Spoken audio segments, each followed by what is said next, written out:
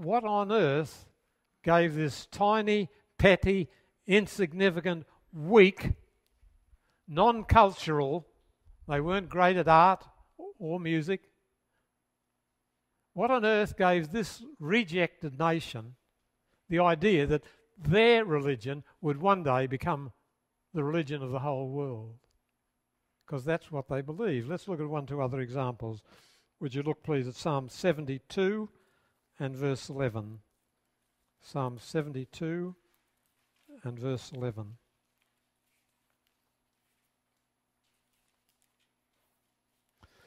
This is headed a song for Solomon, but has its real fulfillment in Solomon's son, Christ.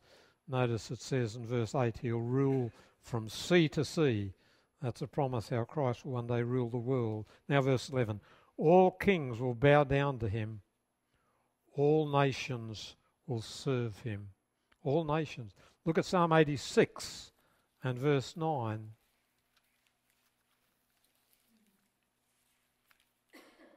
Psalm 86 and verse 9. All the nations you have made will come and worship before you, O Lord. They'll bring glory to your name. So when Israel was at its lowest state, when they were captives and hanging their harps on the willow trees of Babylon, then they said, one day our religion will be the religion of the whole world. And their captors laughed, and their captors ridiculed them. But already today, a third of the world, people from every nation, kindred, tongue and people, do now cherish that faith. Look at Romans 4. Romans chapter 4.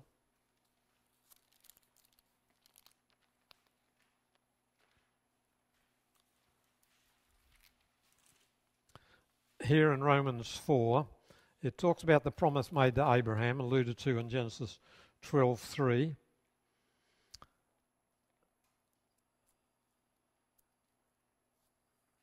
Notice verse 17, it's written, I have made you the father of many nations.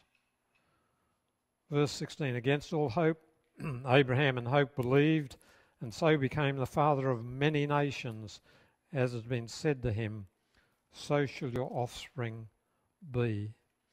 It says in this chapter, the promise that he should be heir of the world. Would you please notice that? Verse 13, it was not through law that Abraham and his offspring received the promise that he would be heir of the world, but through the righteousness that comes by faith. So here's a wandering Arab who's told one day, all the nations of the earth will praise your name. One day, there'll be a descendant of yours, one of your seed, who'll be worshipped by people in every part of the globe, east, west, north and south. And one day, Abraham, they'll inherit the world, the new world, when Christ comes back again. Now that's quite a mouthful. It's as though we took the Australian Aborigines and took one of their traditions and said, one day your tradition will become the religion of the whole world. That'd be crazy. But it's just the same with Israel. Why should an Arab be told, in your seed shall all families of the earth be blessed? And we've seen it already to the degree that in every nation people accept Christ, and ultimately in the world to come, all who dwell in that world, all peoples will of course belong to Christ. Now, let me touch on a cautionary note. In the book of Jeremiah, 3 different words are used to describe the things we do wrong. And we all got lots of them. So we're glad that God promises forgiveness of sins to those that come and ask for it. There are 3 different words used. One word is iniquity. What does that mean?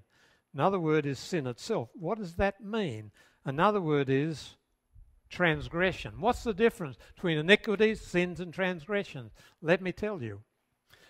The word iniquity comes from a Hebrew word that means crooked. The Bible picture of the heart of man is that since the fall, we're all born crooked, more crooked than any sofa spring. That's why unless a person be born again, cannot see the kingdom of heaven. In other words, it's easier for us to do the wrong thing than it is to do the right thing until we meet Christ. So the word iniquity means crooked, which implies that there is a straight line.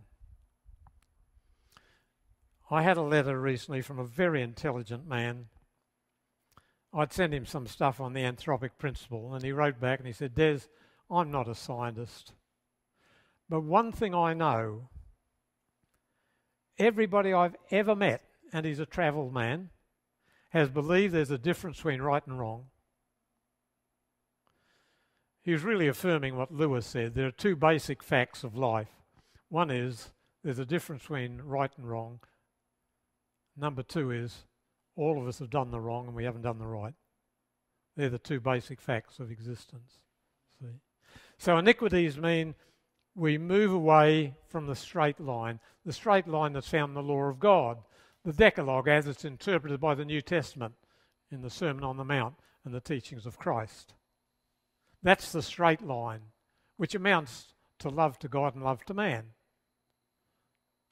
which means loving the unlovely, which shouldn't be hard because we've done it ever since we were born. We're unlovely and we love ourselves with a love unfailing. So it really shouldn't be hard to love the unlovely. We've always done it, see. So here's the law of God. That's the straight line. And when Jeremiah talks about iniquities, he's saying you're departing from the law of God. If people say there is no God, and I have close friends who are in that category,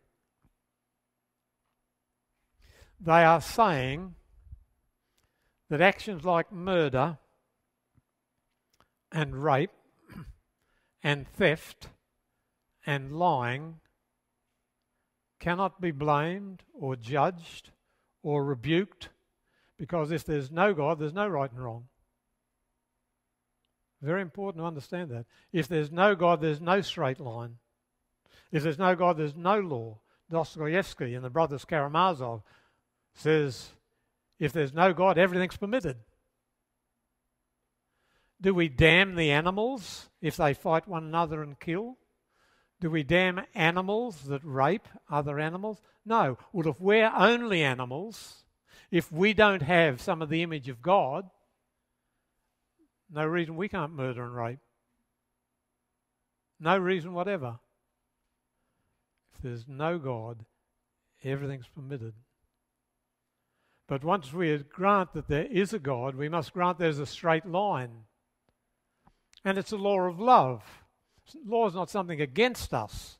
Law is love codified. That's what law is. Love codified. Law reigns on God's throne. It sways God's scepter. If there was no such thing as law, none of us would be safe for a moment. But for the law of gravity, none of us would be sitting here. We'd be floating up and down. Law is nothing but codified love. And iniquity is when we are crooked. We bypass the law of love.